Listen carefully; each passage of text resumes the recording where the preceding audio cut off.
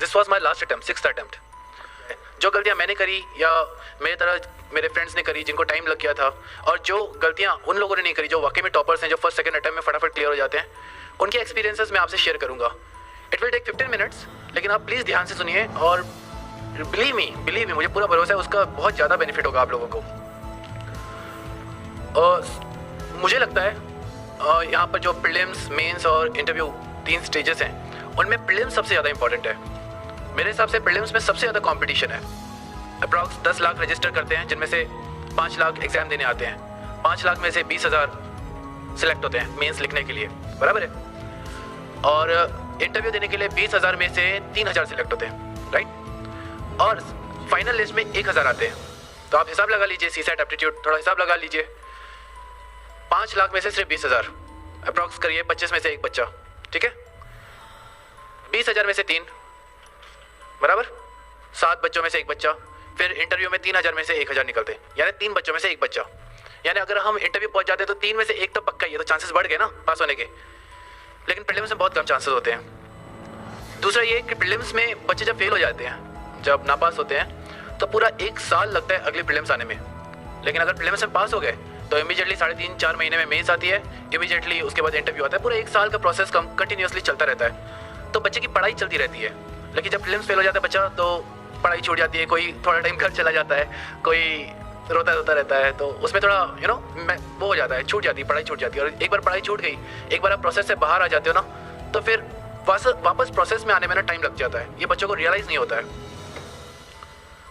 तो मेरा पूरा फोकस ये रहेगा आप सबको बताने का कि प्लीज़ प्रीलिम्स पे फोकस करिए। सबसे ज़्यादा फोकस प्रीलिम्स पे करिए। आप मेंस के लिए द हिंदू न्यूज़पेपर, कितने लोग पढ़ते हैं द हिंदू न्यूज़पेपर? यहाँ पे क्या हुआ, पहले तो एग्जाम तो सब दे रहे हैं, कब पढ़ते हैं बच्चे? बाकी के पेपर्स पढ़ते होंगे। फिर न्यूज़पेपर तो पढ़ते ही हैं। मेंस में सबसे ज़्यादा बेनिफिट उसका मिल जाएगा। लेकिन और मेंस में आंसर जब हम लिखते हैं, फॉर एग्जांपल एस्से का पेपर है, तो किसी ने न्यूज़पेपर नहीं भी पढ़ा होगा, उसकी सोच अच्छी होगी, उसका एक्सप्रेशन अच्छा होगा, तो कुछ ना कुछ तो अच्छा लिख कर ही आएगा।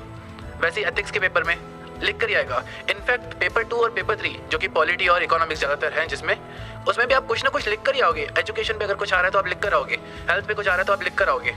लेकिन इशू ये हो जाता है प्रीलिम्स में आपको चॉइस ही रहती है, या तो आपको वो चॉइस आ रही है या तो नहीं आ रही है, ईदर और ऐसा हो जाता है। तो वहाँ पर डिफिकल्टी बढ़ जाती है। बच्चों को लगता है कि प्रीलिम्स ज़्यादा इजी है, मेंस ज़्यादा डिफिकल्ट है। राइटिंग प्रैक्टिस करते हैं, लेकिन प्रीलिम्स क्लियर ही नहीं होगा तो क्या कर लोगे उस राइटिंग प्रैक्टिस का, है कि नहीं? तो इसीलिए पूरा फोकस सबसे पहले आप प्रीलिम्स पे लगाइए। It won't take more than 4.5 months, 4.5 5 महीने से ज़्यादा नहीं लगता है। सर आपको डेफिनेटली बताया होगा सर ने इस क्लासेस में।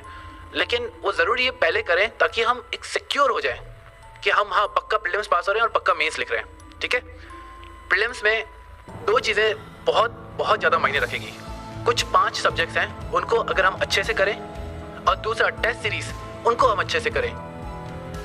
फॉर एग्जाम्पल 5 मैंने बोला था शुरू में कि 5 चीज़ें आप जरूर पढ़ें, ताकि ऐसा ना हो कि बाकी जो लोगों को आंसर आ रहा है, बाकी जो कैंडिडेट्स को आंसर आ रहा है वो हमें नहीं आ रहा है। अगर ऐसा होगा ना तो पक्का हम फेल हो जाएंगे।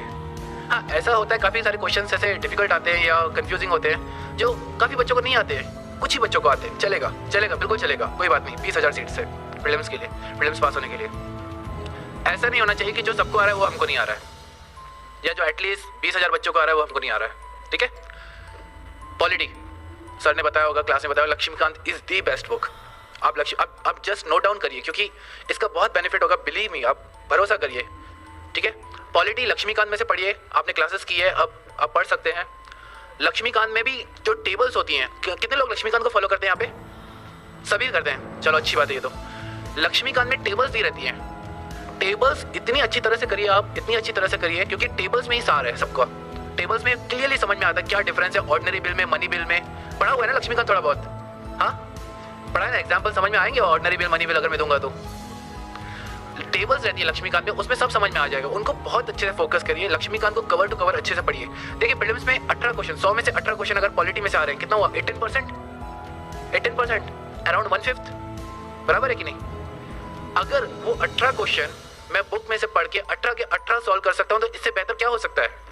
हम सारा साल न्यूज़पेपर पढ़ते रहेंगे, करंट अफेयर्स पढ़ते रहेंगे, इंपॉर्टेंट है, लेकिन उनमें से जो क्वेश्चंस आएंगे आपने इतना सारा पढ़ लिया है, रिवाइज एकदम कम किया है तो सॉल्व नहीं कर पाते। लेकिन लक्ष्मीकांत एक बुक है, उसको बार बार पढ़ने से क्वेश्चन हम डेफिनेटली सॉल्व कर सकते हैं। आपको अगर यकीन नहीं हो रहा होगा मेरी बातों का, तो आप घर पे जाकर पास्ट ईयर क्वेश्चंस चेक करिएगा और फाइंड आउट करिएगा कि ये लक्ष्मीकांत में कहाँ पर है, आपको डेफिनेटली मिलेगा। ठीक है, उसके बाद आते हैं मॉडर्न हिस्ट्री। मॉडर्न हिस्ट्री के लिए स्पेक्ट्रम की बुक अच्छी है, एनसीईआरटी अच्छी है, कोई भी पढ़िए। मैं प्रेफर करता था मॉडर्न हिस्ट्री के लिए Spectrum by Rajiv Ahir, IPS officer. वो बहुत बढ़िया बुक है, स्पेशली उसमें हर चैप्टर के पीछे समरी दिया हुआ है। आप उस समरी का जेरोक्स अलग से अपने पास रखिए, बुक में रहने दीजिए, उस समरी का जेरोक्स अपने पास रखिए, उसको बार बार रिवाइज कीजिए, तो आपको एक क्रोनोलॉजी समझ में आ जाएगी। ठीक है, मैं ये आपको इसीलिए बता रहा हूँ क्योंकि देखिए पेप टॉक जो मोटिवेशनल स्पीचेस हैं, जो आपका मनोबल बढ़ाए, ऐसी स्पीचेस हम देंगे, टॉपर्स देंगे। लेकिन प्रैक्टिकल जो है, बच्चे यहाँ से सुन के चले जाएंगे, लेकिन प्रैक्टिकल जब वो पढ़ाई करने बैठेंगे ना, तब उनको बहुत दिक्कत आएगी। तो इसीलिए मैं आपको डायरेक्टली वही बता रहा हूँ जो आपको इस एग्जाम में सबसे ज़्यादा फायदा देगा। ठीक है, मॉडर्न हिस्ट्री के लिए आप स्पेक्ट्रम करें, मेरे हिसाब से वो बहुत अच्छी है। अगर 7-8 क्वेश्चन आते हैं तो डेफिनेटली 6-8 में से 6 उसमें से हो ही जाएंगे, अच्छे से पढ़े तो। ओके, फिर आता है एनवायरमेंट। एनवायरमेंट के लिए 12th क्लास की बायोलॉजी की एनसीईआरटी जो है, उसका एक सेक्शन है इकोलॉजी, वो करें। अगर वो नहीं करना है लोगों को तो आईसीएसई की 9th और 10th की किताब आती है, वो करें। इन दोनों में से कोई भी कर लिया, एटलीस्ट बेसिक एनवायरमेंट अच्छे से होगा। ठीक है, उसके अलावा करंट्स आता है, आपको वो न्यूज़पेपर में से करना पड़ेगा।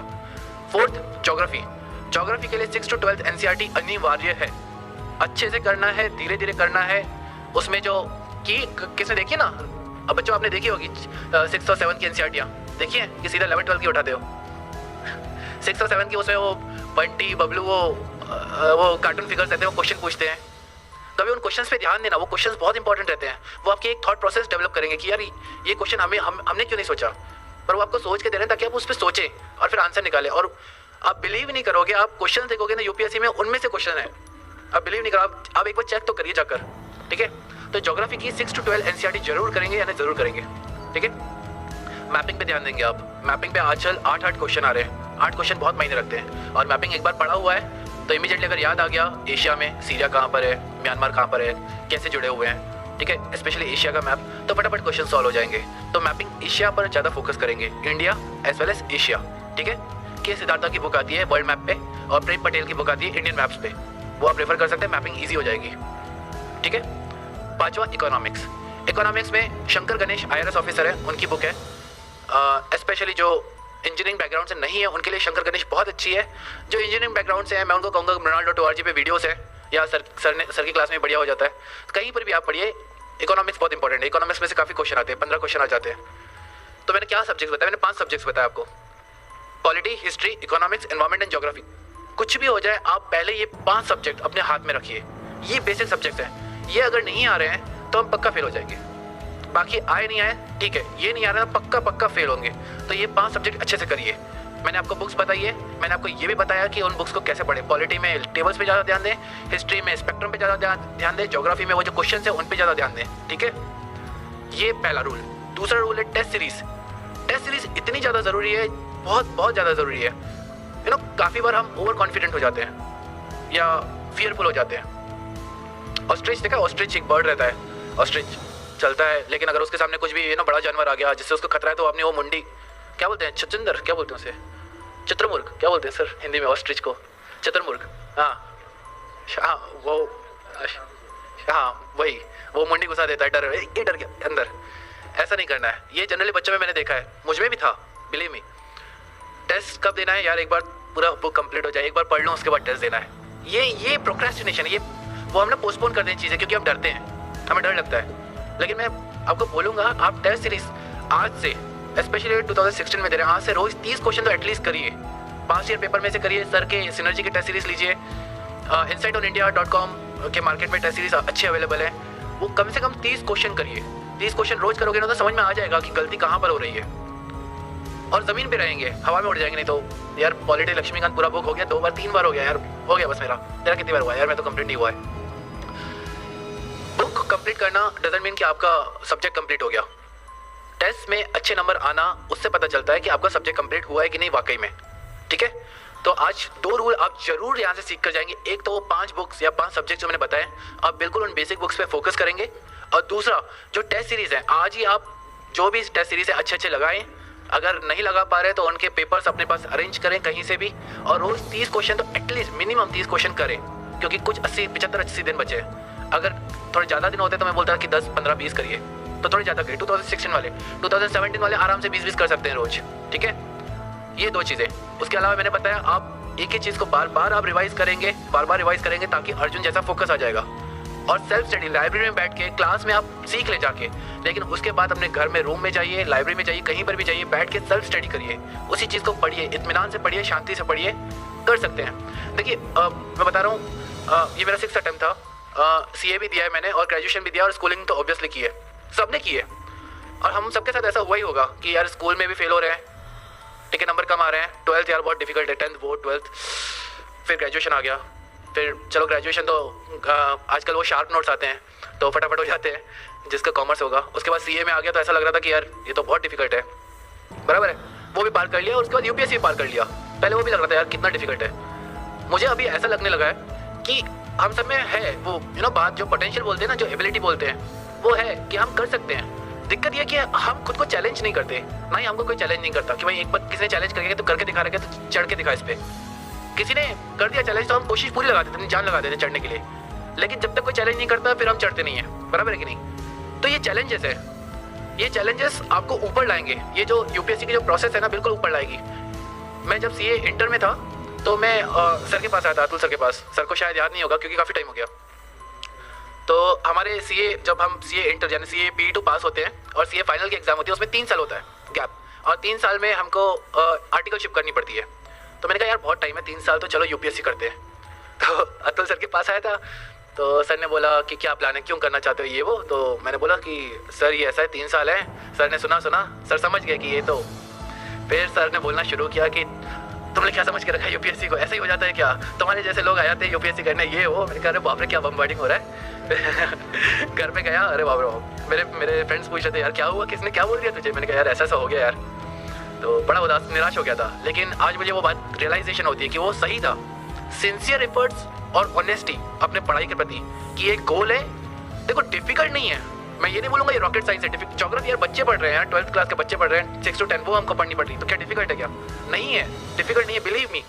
लेकिन वास्ट बहुत है, इतना वास्ट है ना, इतना वास्ट है कि आप एक सब्जेक्ट उठाते हो, जब दूसरा खत्म करते हो, तीसरा खत्म करते हो, तो पहला भूल जाते हो। तो ऐसा होता है। तो आपको कंटिन्यूसली उसको बार बार रिवाइज करते रहना, ताकि हमको याद रहना वास्ट सब्जेक्ट्स। तो आराम से बैठ के लाइब्रेरी में सेल्फ स्टडी करेंगे, बार बार रिवाइज करेंगे और छोड़ेंगे नहीं। जिद पकड़ लेना, करना है करके रहेंगे।